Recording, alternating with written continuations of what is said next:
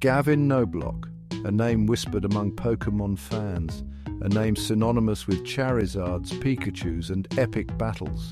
To the online world, he was Flygon 4099, the Pokemon master of YouTube. His channel, a digital shrine to all things Pokemon, boasted thousands of subscribers. Each video, a testament to Gavin's love for the game. Gavin's days were filled with the comforting glow of his monitor. He meticulously planned each playthrough, his fingers dancing across the keyboard. He knew every Pokemon, every move, every strategy. His commentary, a mix of wit and wisdom, kept his viewers hooked. His small apartment, though cluttered with gaming paraphernalia, was his sanctuary. Here he was in his element, a digital warrior conquering digital worlds. But even Pokemon masters sometimes need a change of pace. Even digital warriors sometimes crave a new adventure.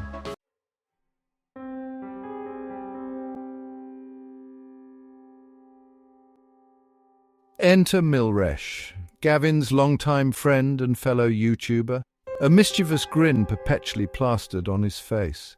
Horroresh, with his channel dedicated to the latest horror games, was the antithesis of Gavin's cheerful Pokemon world. He had been after Gavin for months. "Dude, you gotta try this game." "The Backrooms," he'd say, his voice laced with excitement. "It's all the rage now, pure nightmare fuel." Gavin, initially hesitant, brushed it off. He had his comfort zone, his Pokemon, his loyal subscribers. Why venture into the unknown?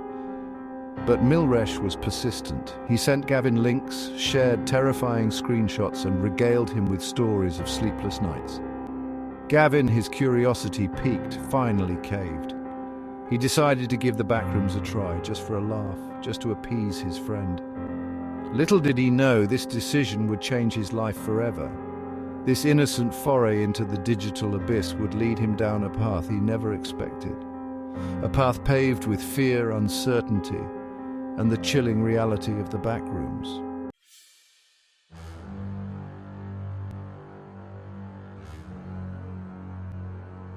The Backrooms, a place whispered about in hushed tones on the internet. A labyrinthine hellscape of endless yellow hallways, a digital nightmare that preyed on the deepest fears of those unfortunate enough to stumble upon it. Gavin, initially skeptical, found himself drawn into the game's unsettling atmosphere. The monotonous hum of fluorescent lights, the damp, musty smell that seemed to permeate from the screen, the feeling of being watched, of being hunted, sent shivers down his spine. He started with short streams, tentatively exploring the game's mechanics. The fear, though palpable, was exhilarating. His viewers, accustomed to his Pokemon adventures, were captivated. The subscriber count on Flygon 4099 began to climb. The game, however, was more than just a game. It was a rabbit hole, a descent into a digital madness that began to consume Gavin. The lines between the game and reality started to blur.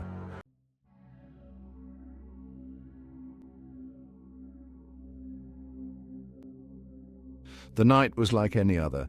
Gavin, hyped up on energy drinks, was setting up for his next Backrooms stream. His room, dimly lit by the glow of his monitor, was his battleground. He reached for his headphones, his fingers brushing against an empty can of soda.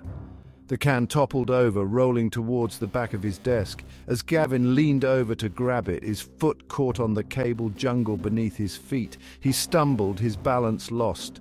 Time seemed to slow down as he braced for impact. But the impact never came. Instead, Gavin felt a strange sensation, a feeling of weightlessness, as if he were falling through the floor. The last thing he saw before the screen went black was the reflection of his own face, contorted in a silent scream.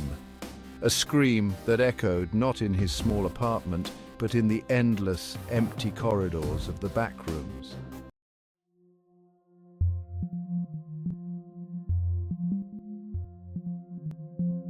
The fall was disorienting. It wasn't like falling from a building, not a physical plunge. It was as if the world itself was dissolving around him, pixels bleeding into each other. Gavin squeezed his eyes shut, the sensation sending a wave of nausea through him. His stomach churned with the unsettling feeling of being stretched, distorted, then silence. The hum of his computer, the distant traffic outside his apartment, all gone.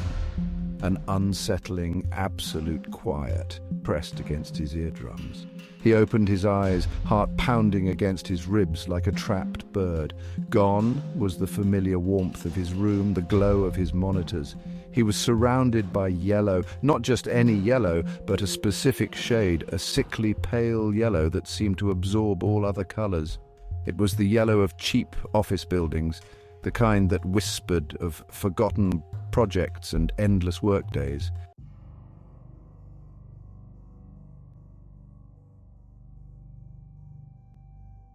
Panic clawed at Gavin's throat. This had to be a dream, a nightmare brought on by one too many energy drinks. He tried to rationalize, to explain away the impossible. Maybe he had blacked out, fallen asleep at his desk. Yes, that was it. He just needed to wake up. He pinched himself. Hard, the pain, sharp and real, did little to quell the rising tide of fear. The air hung heavy, thick with the smell of damp carpet and stale air. A smell he knew all too well from his countless hours exploring the digital backrooms. His hand instinctively reached for his pocket, fingers closing around the familiar shape of his camera. It was a habit he'd developed since starting the backroom streams, a way to ground himself in the digital horror. Now the camera felt heavier, more real than it ever had.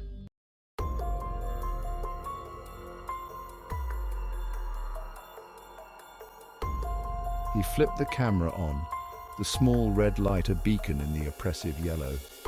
The whirring of the lens focusing felt reassuringly familiar. This was something he could control, something tangible in this surreal, silent world. Taking a deep breath, Gavin began to take stock of his situation.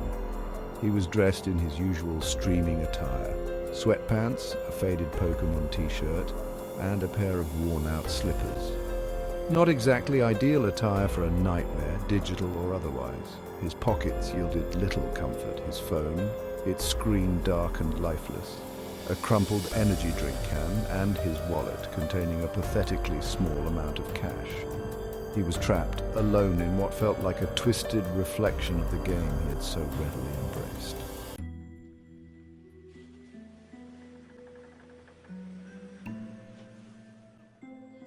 The silence was starting to get to him. It wasn't a peaceful silence, but an oppressive, heavy silence, as if the very air was holding its breath. He had to move, to do something, anything, to break the suffocating stillness. Taking a tentative step forward, Gavin began to walk. He didn't know where he was going, what he was hoping to find, but the act of moving, of putting one foot in front of the other, was its own form of comfort. The hallway stretched out before him, an endless expanse of yellow walls and flickering fluorescent lights. The air hung heavy with the smell of damp carpet and something else, something faintly metallic and unsettlingly organic.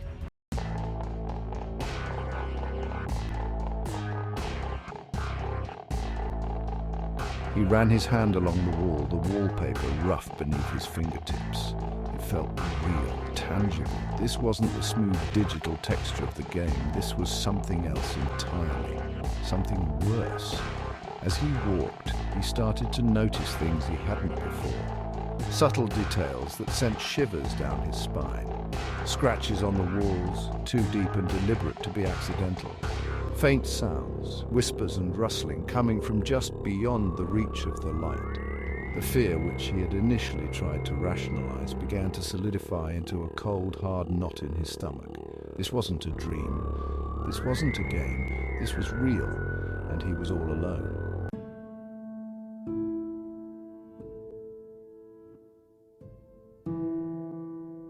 Time lost all meaning. Minutes bled into hours, hours into what felt like days. The only constant in this maddening labyrinth was the hum of the fluorescent lights, a low, droning sound that seemed to bore into Gavin's skull, slowly stripping away his sanity. He walked until his feet ached, his throat parched and raw. The camera, his only companion, felt increasingly heavy in his hand. He continued to record, documenting the endless yellow corridors, the flickering lights, the oppressive silence that seemed to amplify the frantic beating of his own heart.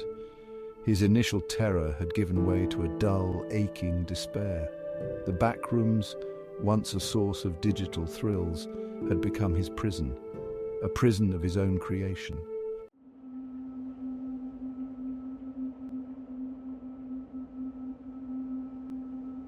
He wasn't entirely alone, at least not in the traditional sense. There were things in the Backrooms, things that lurked just beyond the edges of his vision.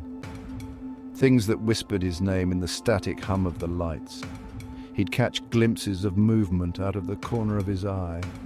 Shadows that darted behind pillars, shapes that seemed to coalesce and then dissolve into the yellow wallpaper. He couldn't be sure if they were real or figments of his sleep-deprived mind. He tried to film them, but they were too quick, too elusive. The camera would only capture fleeting glimpses of darkness, blurs of movement that could easily be dismissed as technical glitches. But Gavin knew better. He could feel their presence, a cold, watchful gaze that followed his every move.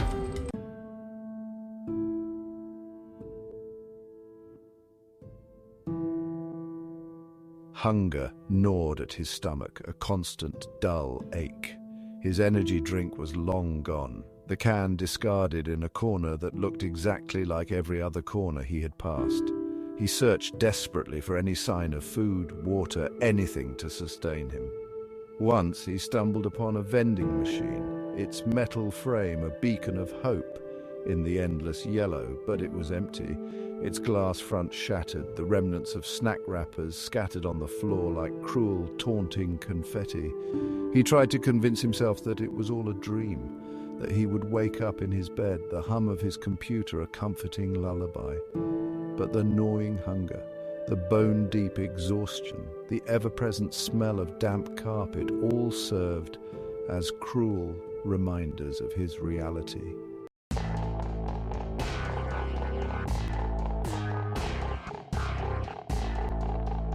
The Backrooms were a symphony of repetition, endless corridors that all looked the same sickly yellow wallpaper, the same flickering lights, the same oppressive silence punctuated by the hum that seemed to reverberate in his very bones. He tried to keep track of his movements, to find a pattern, an exit. But every turn led to another identical corridor, another dead end, another wave of crushing despair. He walked until he could barely stand, his mind rebelling against the monotony. He started to see things, hear things, faces in the patterns of the wallpaper, voices whispering his name from the static hum of the lights. His grip on reality, already tenuous, began to slip further.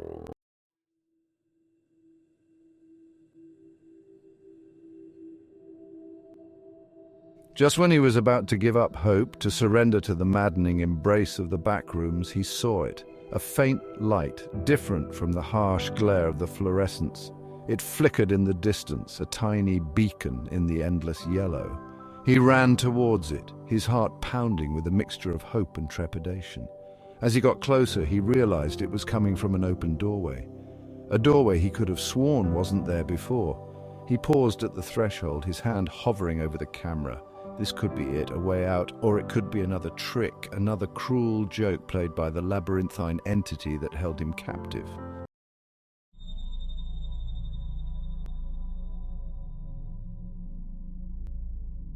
Taking a deep breath, he stepped through the doorway. The camera's lens struggled to adjust to the sudden change in light. The room was small, sparsely furnished, but it was different. The walls were painted a calming blue, the air filled with the faint scent of pine. A single window, its curtains drawn, allowed a sliver of warm sunlight to pierce the gloom. In the center of the room stood a wooden table. On it lay a plate of steaming food, a glass of water, and a handwritten note. Gavin reached for the note, his fingers trembling. As he brought it closer to read, the flickering light above him suddenly died. The room plunged into darkness. A cold, guttural growl echoed from the corner. The camera slipped from Gavin's grasp, the screen going black as he screamed.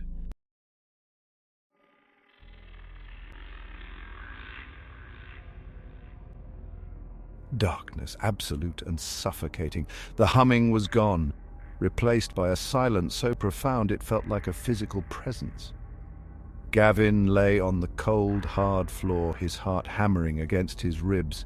He tasted blood, the metallic tang mixing with the ever-present staleness of the Backrooms. He couldn't remember what had happened. One moment he'd been reaching for the note, the next, darkness, and the growl. A deep, guttural sound that seemed to shake the very foundations of this impossible place. He scrambled back, his hands scraping against the rough carpet. Fear, raw and primal, surged through him. He was no longer alone in this nightmare. Something else was here. Something that hunted in the dark.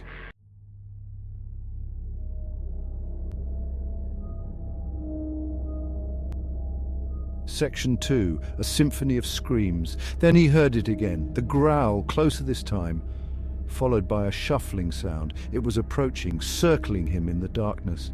He fumbled for his camera, his fingers closing around the familiar shape.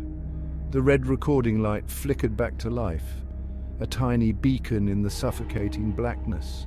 He pointed the camera in the direction of the sound, his finger hovering over the record button. He needed to see it, to capture whatever lurked in the shadows. A scream, not his own, a high-pitched, desperate wail that tore through the silence. It was close, too close. And then for a fleeting moment he saw it, a hulking mass of shadows and jagged edges illuminated by the camera's light.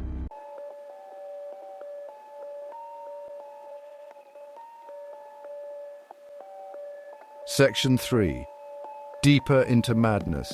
He didn't wait to see more. Scrambling to his feet, he ran. He didn't know where he was going, only that he needed to get away from that sound, from that thing.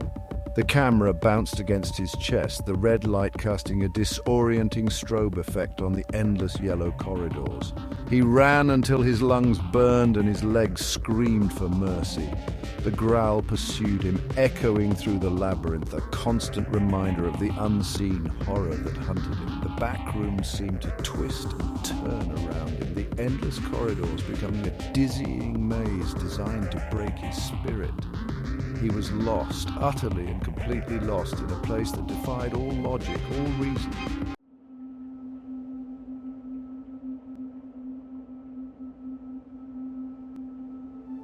Section 4.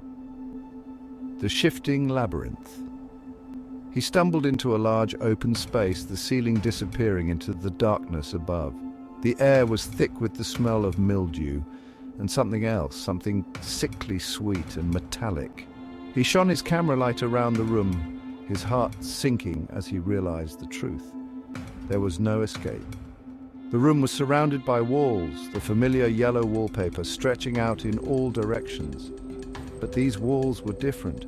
They pulsed with a faint, sickly light, as if something alive breathed behind their surface. And on the walls, shelves upon shelves lined their perimeter. But instead of books or objects, they were filled with things. Shapes wrapped in what looked like thick yellowed plastic, contorted and writhing.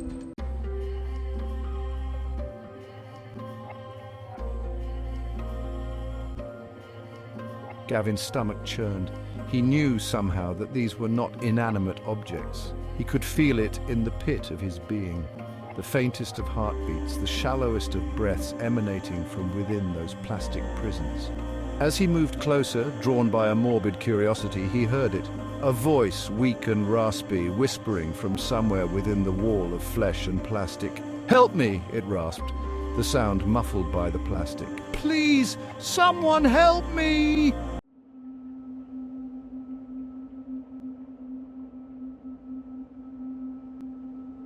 Gavin recoiled, his breath catching in his throat. He knew that voice. He'd heard it before in his dreams, in the whispers that haunted the quiet corners of his mind. It was his own voice. Panic surged through him, a tidal wave of fear and confusion. He staggered back, bumping into one of the shelves. The shelf wobbled precariously, then toppled over with a crash. The plastic sack, dislodged from its resting place, rolled across the floor and came to a stop at Gavin's feet. He stared down at it, his blood turning to ice.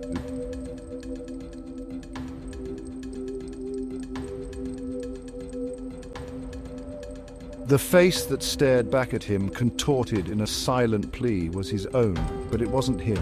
Not exactly. It was a twisted, grotesque mockery of his features, his skin stretched thin and pale, his eyes wide and vacant. He stumbled back, a choked sob escaping his lips. This place, this hellscape, it was warping him, twisting him into something else.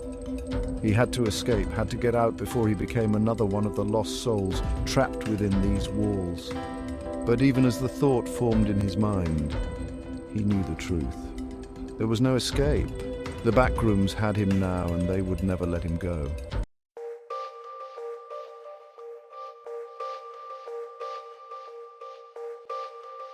Time. It had no meaning here. Days, weeks, maybe even months had passed since Gavin had first fallen into this digital abyss. The Backrooms had become his world, a horrifying, inescapable reality. Yet, amidst the terror and despair, a strange clarity emerged. He was no longer the same man who had stumbled into this place. The fear, though ever-present, had become a dull ache, a constant companion. He had grown accustomed to the hum of the fluorescent lights, the smell of damp carpet and despair that permeated every corner of this digital hellscape. He'd even learned to coexist, albeit cautiously, with the creatures that lurked in the shadows. But what haunted him most were the whispers, faint, disembodied voices that seemed to emanate from the walls themselves. Sometimes they whispered his name, echoing his deepest fears and darkest desires. Other times, they spoke of things he couldn't quite comprehend, fragments of stories, half-remembered dreams, glimpses into a history that both terrified and strangely compelled him.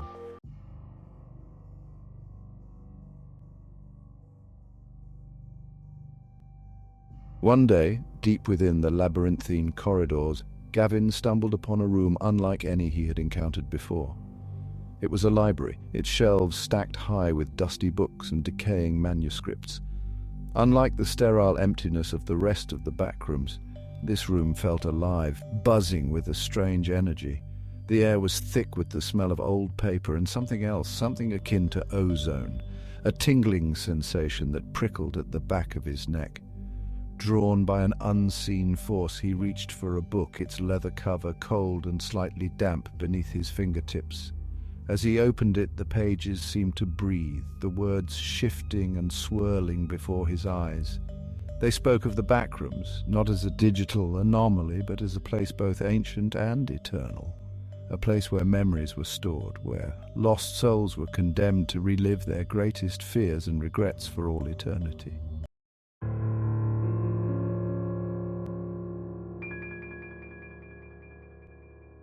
Night after night, Gavin found himself drawn back to the library, poring over the strange texts, his mind struggling to grasp their unsettling truths. He learned of the entities that ruled this place, creatures of pure energy and malevolent intent who fed on the fear and despair of the lost souls trapped within their domain. He learned of the levels, each one a different layer of this digital purgatory, each more horrifying than the last. He read about rituals and incantations, whispered promises of escape and warnings of unimaginable horrors that lurked beyond the veil of reality. The line between sanity and madness blurred.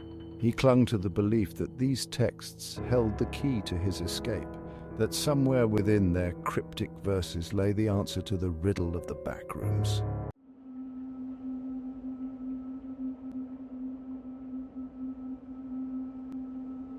He began to see patterns in the chaos, connections between the whispers and the texts, a twisted logic that governed this place. Driven by a desperate hope, he started to experiment, to test the boundaries of this digital reality. He whispered the incantations he found in the books, his voice echoing through the empty corridors. He performed the rituals, his hands trembling as he manipulated objects found in the depths of the Backrooms. A shard of broken glass, a rusted metal pipe, a single withered flower. He prayed to the entities he didn't understand, offering them his fear, his sanity, anything to appease them, to earn his freedom. But the Backrooms were a cruel and fickle god. their answers shrouded in riddles and nightmares.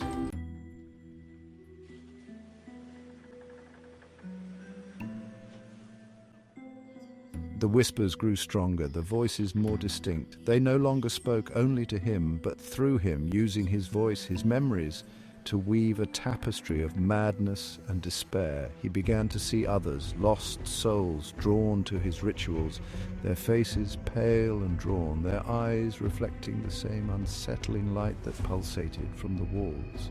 They chanted with him, their voices a discordant chorus, their bodies swaying in unison. He was no longer just a prisoner, but a leader, a prophet in this digital wasteland. His followers, drawn to his desperate hope, clung to his every word, their sanity fraying with each passing moment.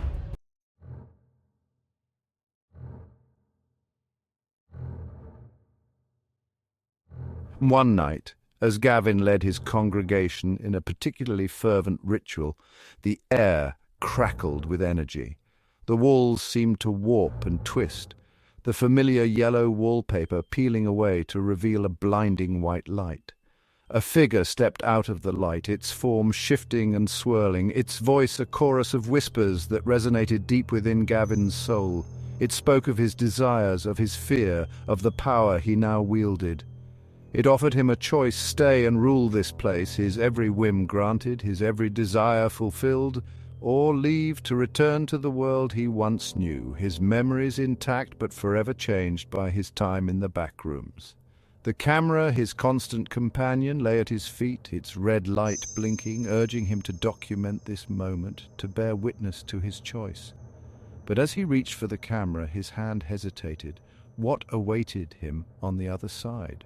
Was it freedom, or simply another layer of this unending nightmare?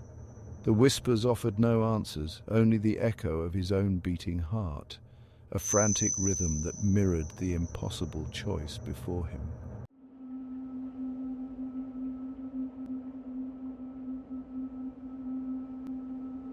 The white light pulsed, a beacon of terrible promise in the heart of the backrooms. Gavin stared into its depths, his reflection a shattered spectre superimposed on the impossible glow. It called to him, a siren song of power and oblivion, to rule this place, to command the creatures that haunted his every waking moment. Wasn't that what he'd been striving for?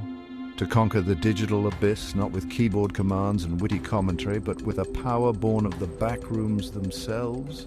His followers swayed, their chanting reaching a fever pitch. They mirrored his internal struggle, their vacant eyes reflecting the white void that promised both dominion and damnation. Gavin's hand trembled, hovering over the camera. Did he dare document this choice, this crossroads between his humanity and something far more monstrous? But even as the thought flickered through his mind, a memory surfaced. A single pure image amidst the digital decay, the face of his friend, Horroresh. His mischievous grin, the warmth in his eyes, the genuine concern that had always laced their banter. It was a connection to a world beyond the yellow wallpaper, beyond the hum and the hunger and the unending corridors.